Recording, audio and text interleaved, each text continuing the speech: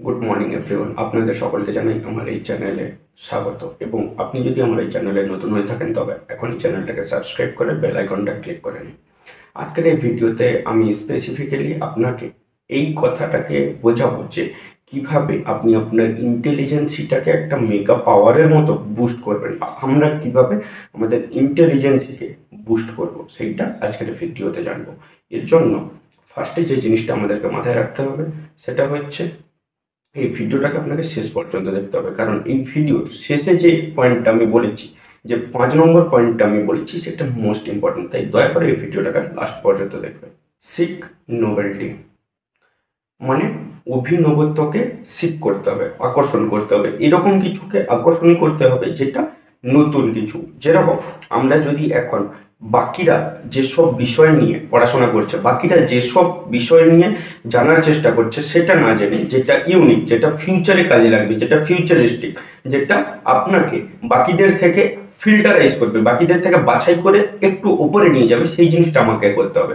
তাহলে আপনি কি করতে পারেন? আপনি এআই নিয়ে পড়াশোনা করতে পারেন। আপনি কি করতে পারেন? আপনি এরকম ডিজিটাল আর্টের ক্লাসে জয়েন করতে পারেন, যেখানে রেগুলার আর্ট বেস থেকে একটু অন্যরকমভাবে আপনাকে আর্টটা শেখানো হয়। তো আপনি এরকম কিছু করতে পারেন যেখানে আপনি ইনোভিয়েটিভ আইডিয়াগুলোকে আকর্ষণ করবে। Number 2, challenge yourself. আমাদেরকে নিজেদেরকে চ্যালেঞ্জ করতে হবে। আমরা জানি যে আমাদের লিমিটটা কতখানি, আমাদের বাউন্ডারিটা বর্তমানে কতখানি, আজকে কতখানি, এক্ষুনি কতখানি।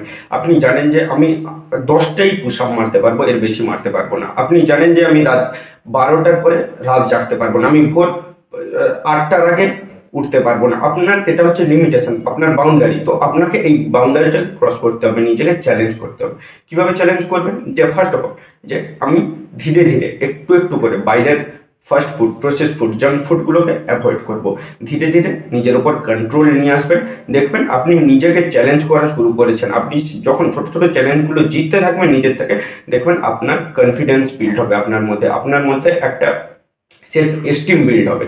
আর কি করতে পারেন আপনি? যে আজকে 10টা পুশ আপ মেরেছি, কালকে 12টা, তারপর 14টা, তারপর 16টা, তারপর 18টা।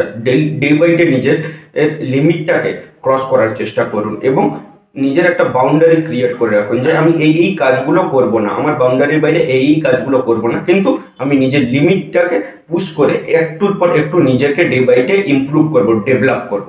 এইভাবে নিজেকে চ্যালেঞ্জ করুন প্রতিটা ক্ষেত্রে। যে ক্ষেত্রগুলোতে আপনার মনে হয় যে নিজেকে চ্যালেঞ্জ করে ইমপ্রুভ করা উচিত বা ফিউচারে আপনাকে অনেকখানি হেল্প করবে, সেই জিনিসগুলোতে আপনি নিজেকে চ্যালেঞ্জ করুন। Number 3, think creatively. Creative thinking is a best part. আর এখন ইউনিভার্সিটিগুলোতে ক্রিয়েটিভ থিঙ্কিং এর ক্লাস করানো হচ্ছে। তো কেন করানো হচ্ছে? Creative thinking is a mega innovation of today's generation. এই আজকের জেনারেশনের জন্য মেগা পাওয়ার হচ্ছে ক্রিয়েটিভ থিঙ্কিং। আপনি আপনার ভাবনা চিন্তাটাকে কিভাবে ক্রিয়েটিভিটির সঙ্গে যুক্ত করে একটা নতুন ভাবনা চিন্তা ইনোভিয়েশন করতে পারবেন, নতুন ভাবনা চিন্তার একটা আবিষ্কার করতে পারবেন, সেটা হচ্ছে ক্রিয়েটিভ থিঙ্কিং। আপনি ক্রিয়েটিভ থিঙ্কিং কিভাবে করবেন? ফর এক্সাম্পল, সবাই কি করছে এখন?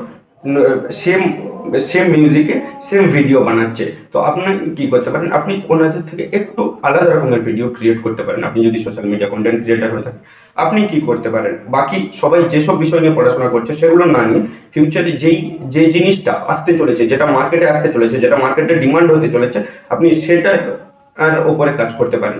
এখন মানুষেরা যেসব সমস্যার মধ্যে ভুগছে, সেই সব সমস্যাগুলোর একটা সমাধান আবিষ্কার করে সেটার উপরে যদি কাজ করতে পারেন, তবে আপনি ক্রিয়েটিভ থিঙ্কার, তবেই আপনি একজন আসল ক্রিয়েটিভ থিঙ্কার।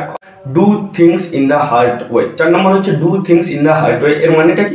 যে প্রতিটা জিনিসকে সিম্পলি না করে, সেটা যখন আমরা প্রতিটা জিনিসকে, এখনকার দিনে টেকনোলজি সব কিছুকে ইজি করে দিয়েছে, তো সেই ইজি জিনিসটাকে আমরা যদি কনজিউম না করে নিজেদেরকে একটু চ্যালেঞ্জের মধ্যে ঠেলে দিই, নিজেদেরকে একটু পুশ করি, যাতে আমরা নিজেদের কমফর্ট জোন থেকে বাইরে গিয়ে কাজ করতে পারবো।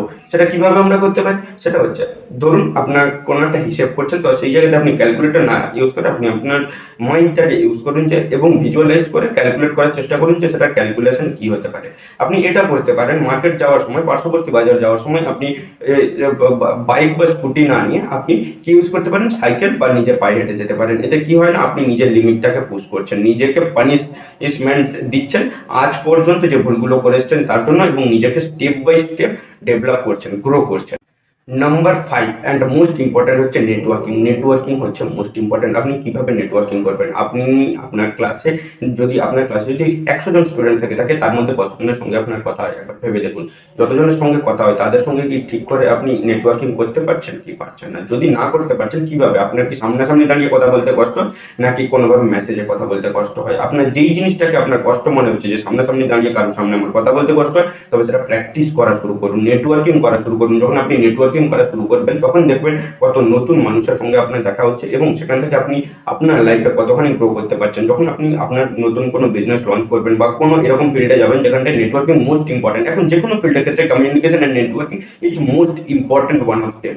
তো সেক্ষেত্রে নেটওয়ার্কিং স্কিলটা আপনাকে খুবই হেল্প করবে। নেটওয়ার্কিং করুন, অবশ্যই করুন। তো আজকের ভিডিওটা এখানেই শেষ করছি। দেখা হচ্ছে পরবর্তী ভিডিওতে। আপনি পরবর্তী ভিডিও কোন টপিকের ওপর চান আমাকে কমেন্ট সেকশনে জানান।